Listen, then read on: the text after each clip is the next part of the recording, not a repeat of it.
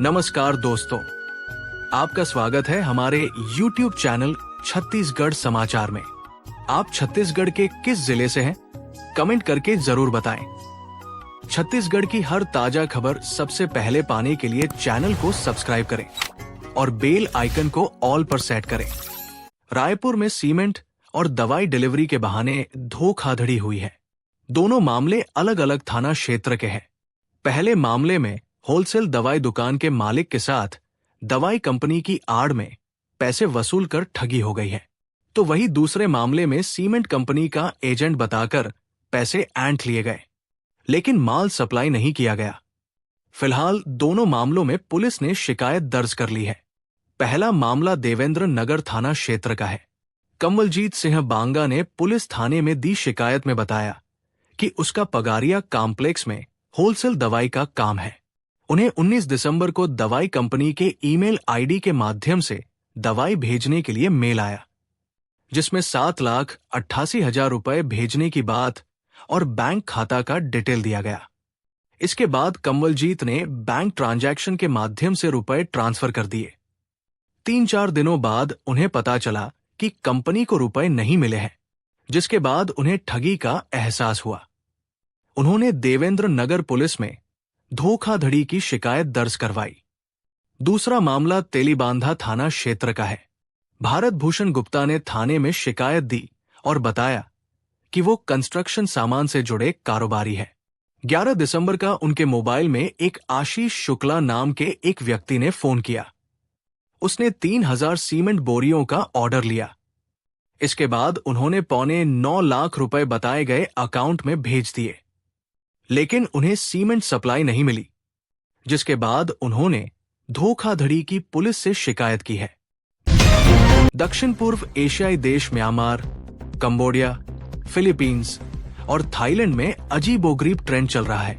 वहां भारत से visitor visa पर जाने वालों को गुलाम बनाकर उनसे ऑनलाइन ठगी कराई जा रही है।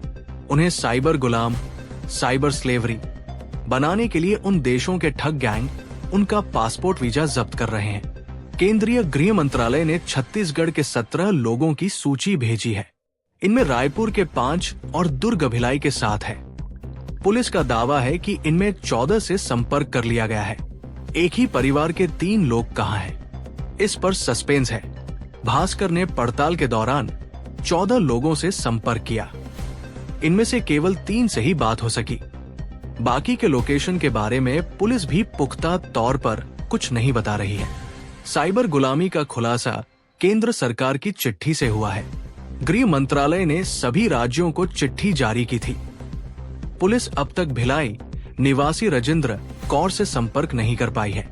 राजेंद्र कौर 2023 में थाईलैंड गए थे, उसके बाद से लौटे नहीं हैं।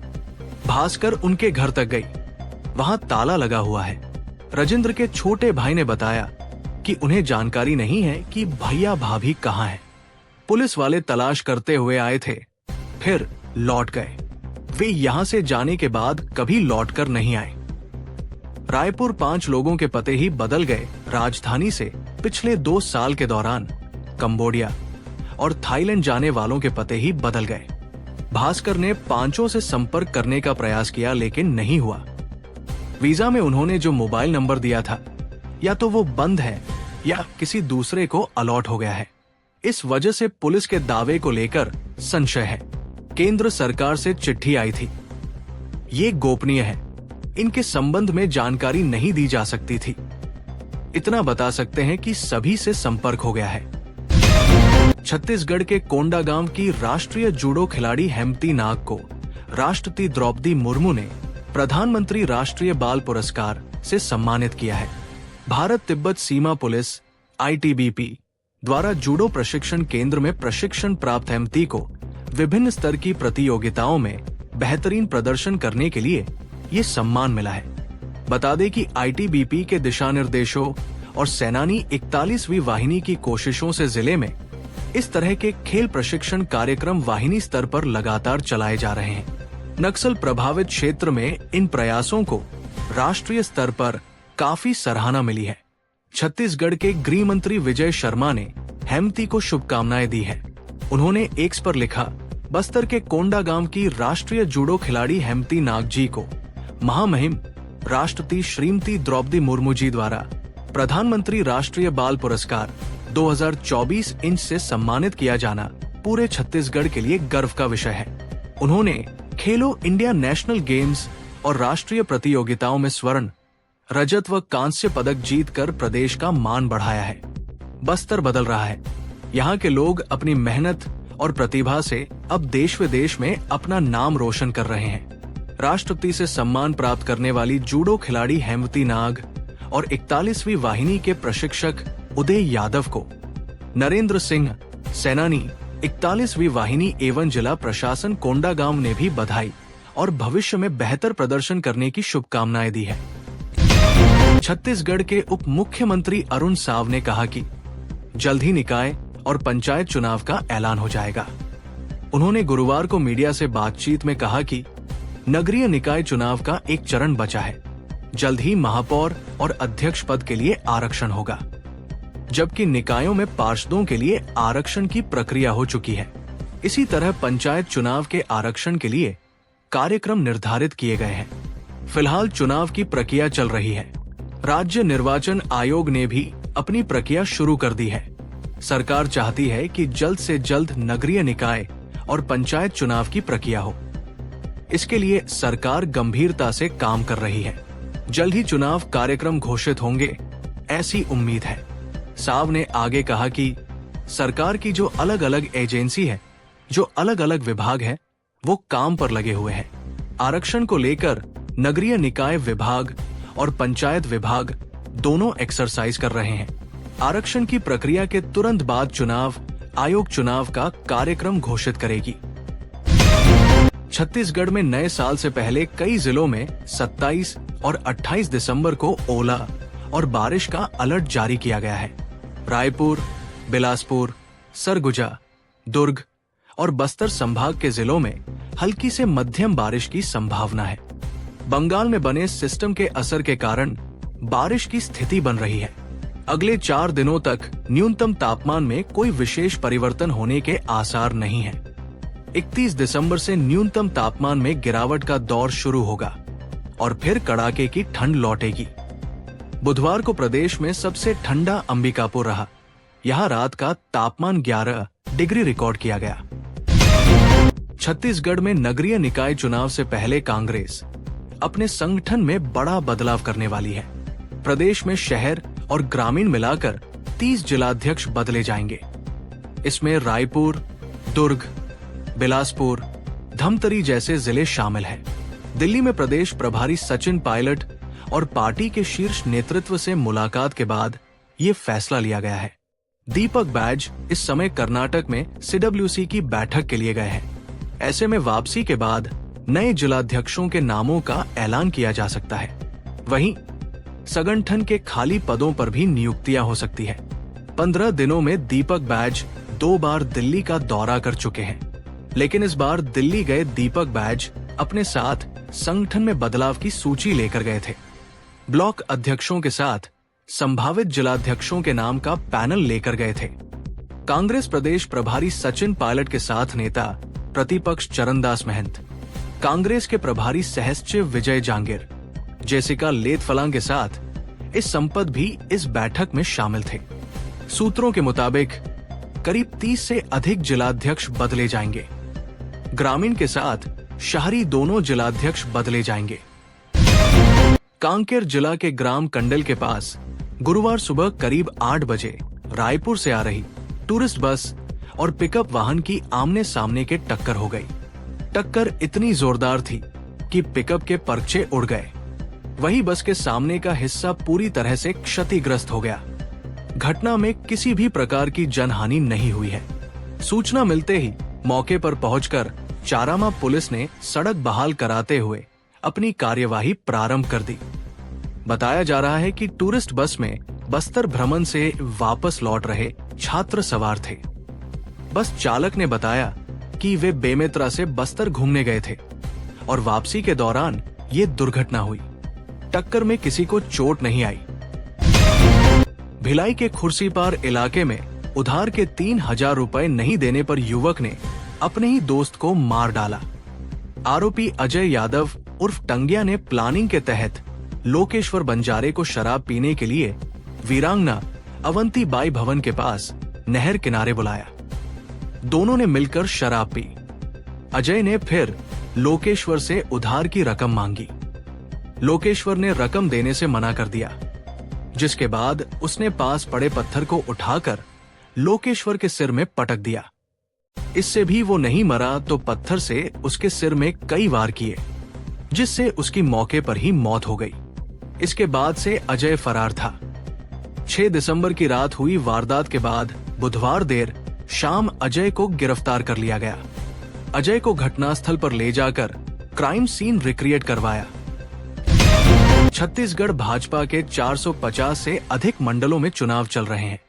कुछ जगहों पर अध्यक्ष की नियुक्ति को लेकर बवाल भी हुआ।